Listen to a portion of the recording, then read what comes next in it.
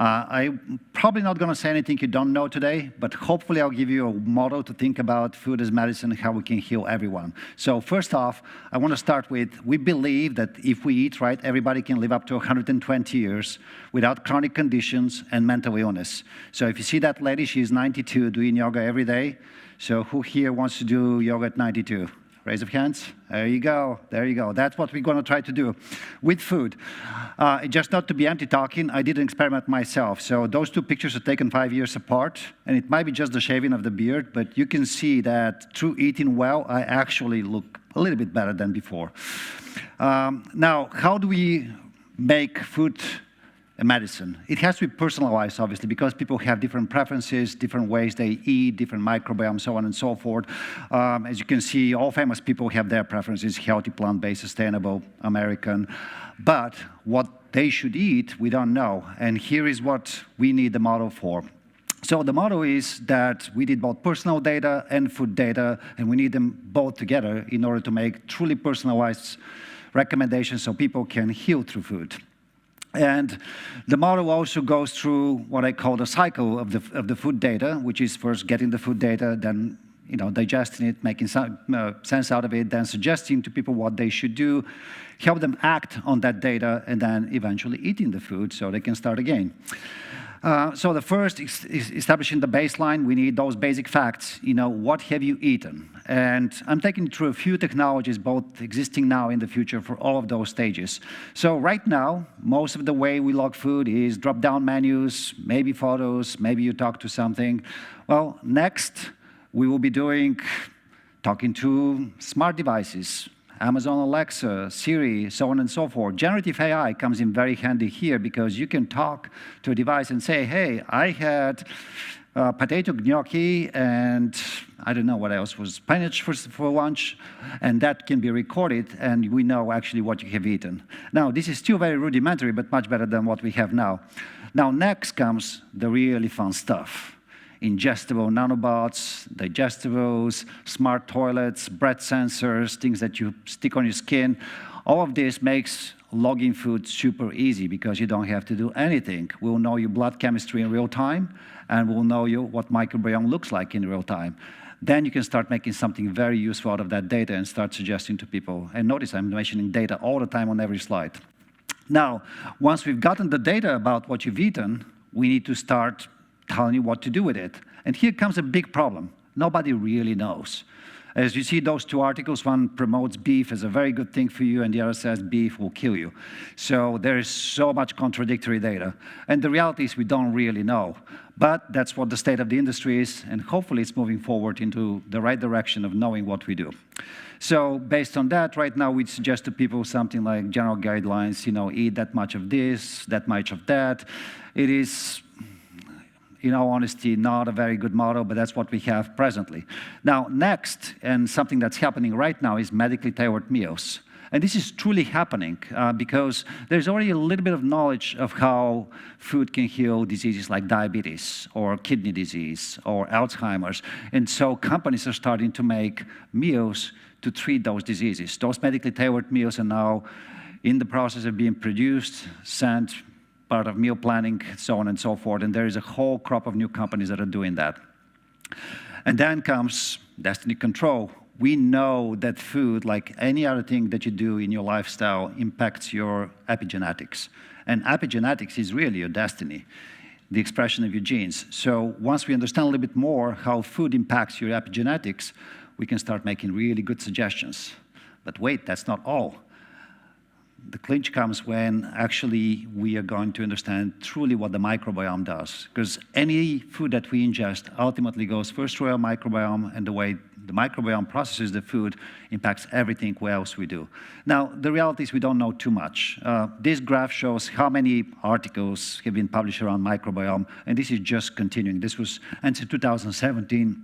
That exponential curve is growing.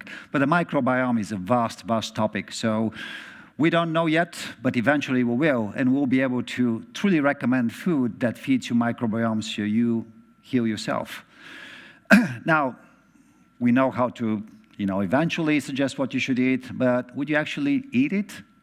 And here comes one of the toughest problems in personalized medicine, personalized food and food as medicine, that people need to change their behaviors. And the problem is that people like their food cheap, convenient. Healthy is maybe number 3 or 4.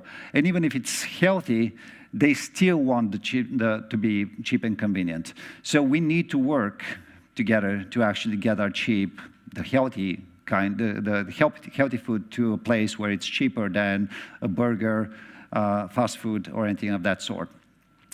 So how do we motivate people to act right now with food? Well, we give them just basic guidelines. Eat this, not that. Avoid gluten, no dairy. Keto is good for you. More fat, more protein, so on and so forth.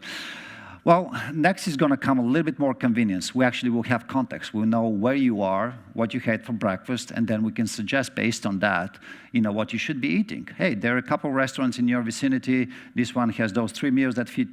This one has those 5 meals. These are the prices. Here is something that you can eat. And that will make it a little bit easier for people to make the right food choices. And then next comes the no-brainer. Virtual nutrition is in the cloud.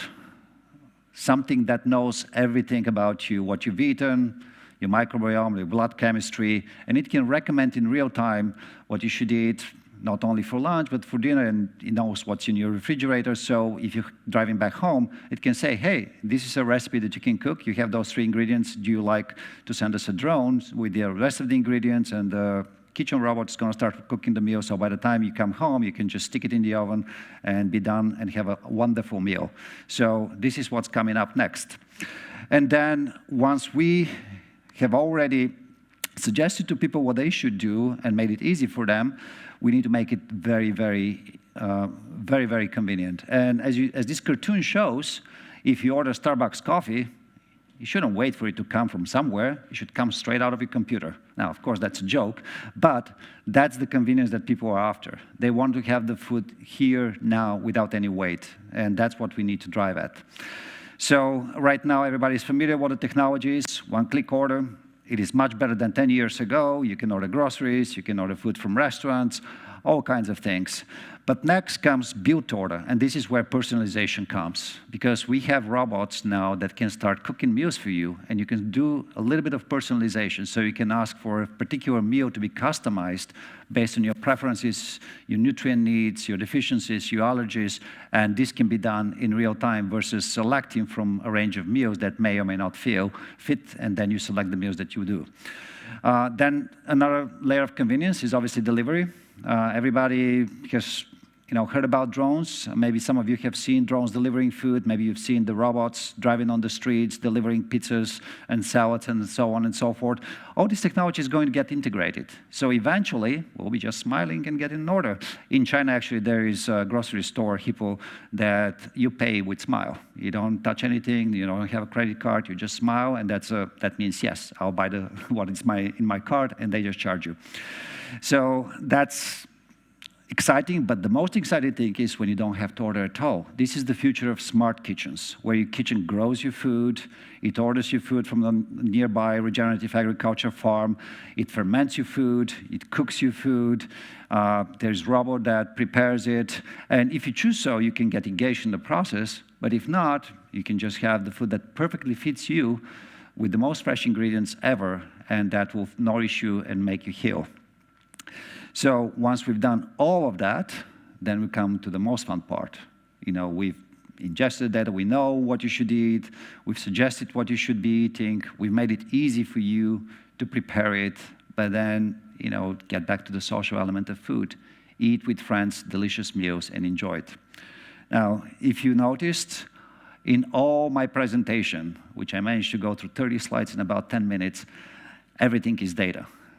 So in all those elements, if ingesting the data, digesting the data, suggesting, acting, there is data element. And so to make this future truly realized, we need to have data at every station, at every one process for every technology. And so, as they say, this is my pitch. If you want to change the world with data and heal everybody so that everybody can live to 120 without chronic conditions and mental illnesses, come join us. Let's evolve together. And by the way, that image was generated by a generative AI with a prompt of something robot kitchen preparing a healthy meal. So thank you so much.